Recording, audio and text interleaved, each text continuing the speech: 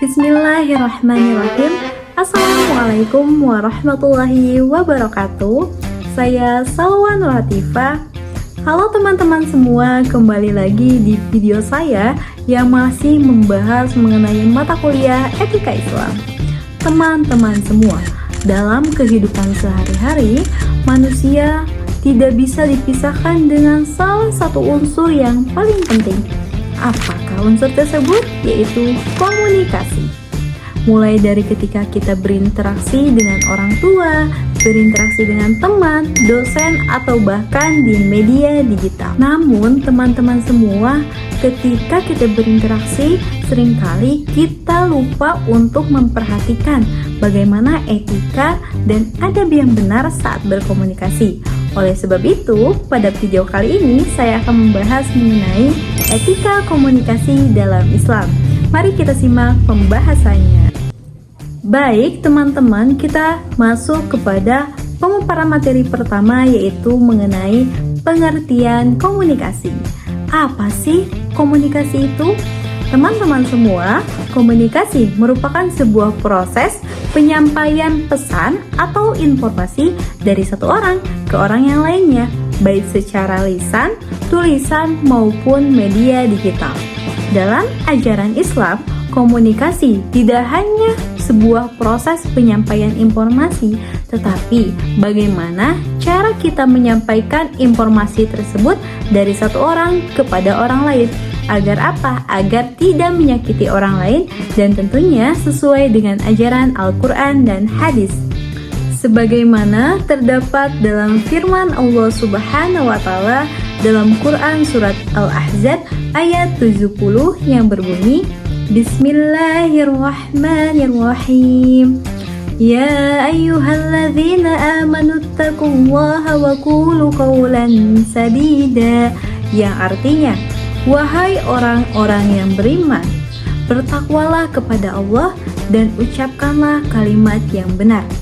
Teman-teman semua, ayat tersebut menunjukkan bahwa Allah Subhanahu wa Ta'ala memerintahkan kita untuk berkata dengan jujur, benar, dan tidak merugikan orang lain.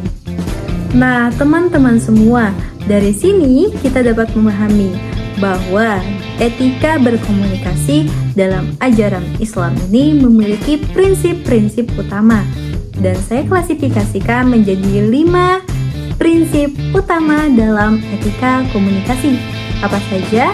Nah, di sini prinsip pertama dalam etika komunikasi yaitu berbicara dengan benar. Maksudnya bagaimana?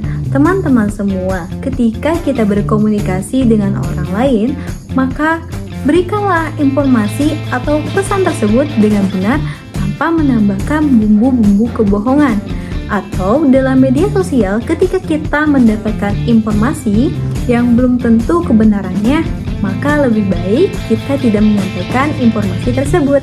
Selanjutnya, prinsip etika komunikasi yang kedua yaitu berbicara yang baik dan sopan.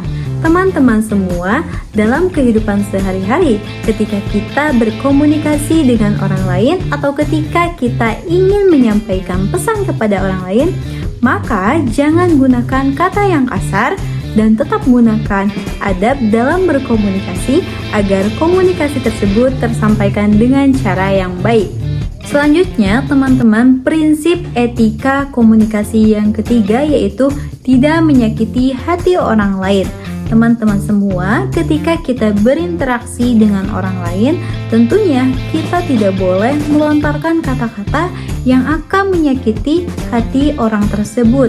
Contohnya seperti apa? Contohnya seperti body shaming, mengejek orang lain, baik dalam lisan, tulisan, maupun media digital. Selanjutnya, prinsip etika komunikasi yang keempat yaitu tidak gibah. Apa itu gibah? Gibah merupakan suatu kegiatan komunikasi membicarakan keburukan orang lain di belakang orang tersebut. Nah, teman-teman semua, gibah ini termasuk ke dalam larangan dalam prinsip etika komunikasi. Jadi, ketika kita berkomunikasi dengan orang lain, tentunya kita tidak boleh membicarakan keburukan orang tersebut di belakangnya. Dan terakhir, prinsip etika komunikasinya yaitu berbicara dengan lemah lembut. Teman-teman semua, artinya di sini ketika kita menyampaikan pesan yang ingin kita sampaikan, sampaikanlah dengan cara yang lemah lembut, baik, tidak kasar, dan tetap menjaga hati orang lain. Jadi, teman-teman semua dapat disimpulkan bahwa etika dalam komunikasi tidak hanya mengajarkan kita untuk pandai berbicara saja, tetapi mengajarkan kita untuk tetap menjaga lisan kita agar apa yang kita sampaikan tetap membawa keberkahan, kemanfaatan, dan menjaga hati orang lain. Terima kasih teman-teman atas perhatiannya. Sampai jumpa di video selanjutnya. Akhir kata saya pamit undur diri. Wassalamualaikum warahmatullahi wabarakatuh.